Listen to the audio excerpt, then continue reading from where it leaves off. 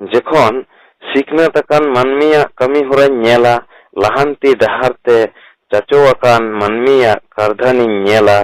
Are जेखन समाज साड़ीम सावता आरी रेना आरु फेराव कारबारी नेला लाई लाकचार धरम करम नियम नेमाचार रेना आरु नेला सांतार साला सांतार बयहावा कजो राजनीति खातिर गे तोंगे कना जेखोनी नेला आंजोमन डन डपन आंधा पतियो खातिर सांतार तिरले को आतार गज ए कोआ जेखोनी नेल कोआ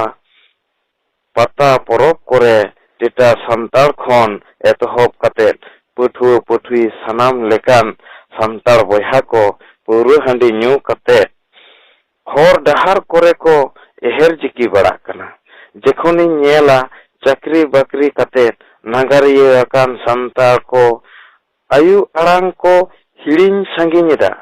उन दो आदि मारांग हाइचो कतिंग मोने जोंगा खेरवाल को तिहिंग ओका हर रे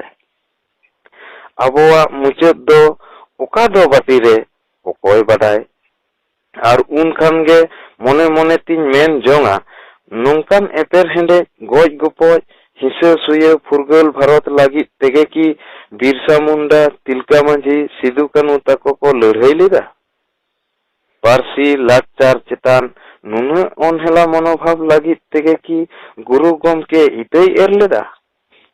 खेरवाल हपना सार्थक मनोभाव खातिर गे की कवि गुरु साधुराम चंद मुर्मू सेरेन लेदाय देवन तिगुन आदिवासी वीर हो देवन तिगुन आदिवासी वीर हर हपना कुचित मनोभाव आर आरु कान चितर नेल कातेद गे की सारदा प्रसाद किसकुई ऑल लेदा हर दो हर गे हरो आम तीस तिसेम उरुम तमा आमा जाति परिस हे चोंग ओकोय बादाय तेहें मानतान मानतिनिया उहेर भावना ओका से चला कना अकिलकान मानमिया दिस हुदिस ओका लेकाते पसना कना नोआ नहा जुग रेन कोड़ा कुड़ी चेत कोको उहेर भावना बता जोंग कना अकोआ कमी होरा बय बयते लांदा बाराक बेजार साहिं हो नेलोक कना ओकोय बादाय दाराय कान दिन रे अबोआ अवस्था चेत हुयुआ दिस हुदिस आम तो तिहिन बड़ी बाम रोड़ा बाम ओला मेन खान पठुआ आम की पलेन दिस हुदिस बाखेड़ आंजम कते पढ़ाव कते हिरके गेम अटकारेत पचेत सियान सियान कोंका लेकाम धीर को कान ताहले खान आम गेम हुयुआ लाबाड़ो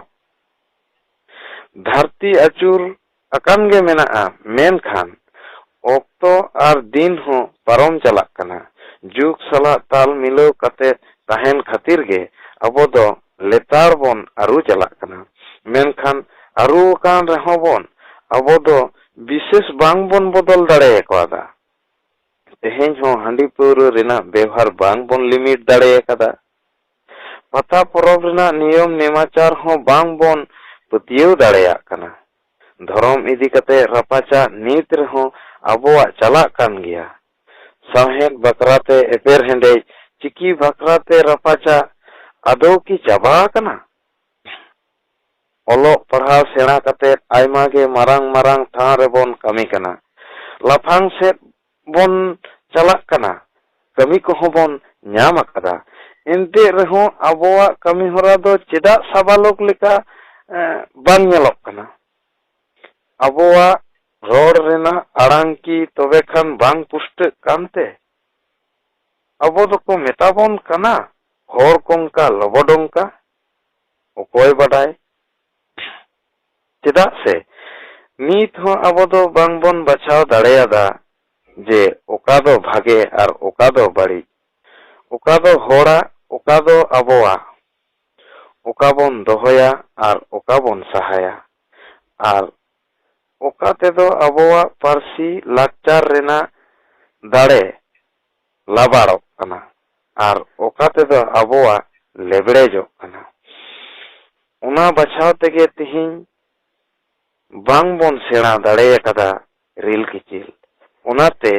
एटा जातिया पारसी लाकचार धर्म करम नियम नेमाचार अपनारा अंतर रे बसा कते अबो दोबन कोंका चाबाक कना नहा तो आयु आड़ांग लयते आलांग बांग उल्टे कना सांताड़ उपरुम लजाव बुझे कना सांताड़ी पुथी पथाम पढ़ाव रे पुठु बांग को ᱧᱟᱢᱚᱜ कना और नौकान अकिलान मनमी नेलते 21 शताब्दी रे जुग मंताल तो बाखेड़ो गिया जे होर कोंका लबोडोंका होर दो होर ठेन गेबोन तोरजा दाड़ेया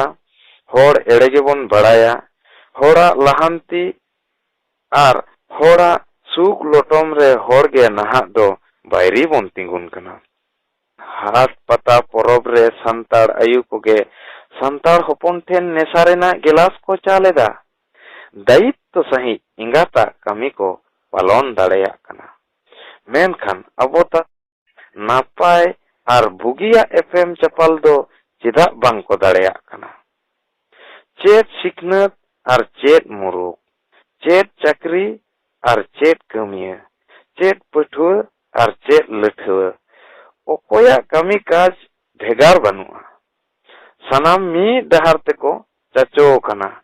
इटा जतिया पारिस लाकचार ठेन काड़ोक हचो कते आंजमाबोन कना को होर कोंका लबोडोंका।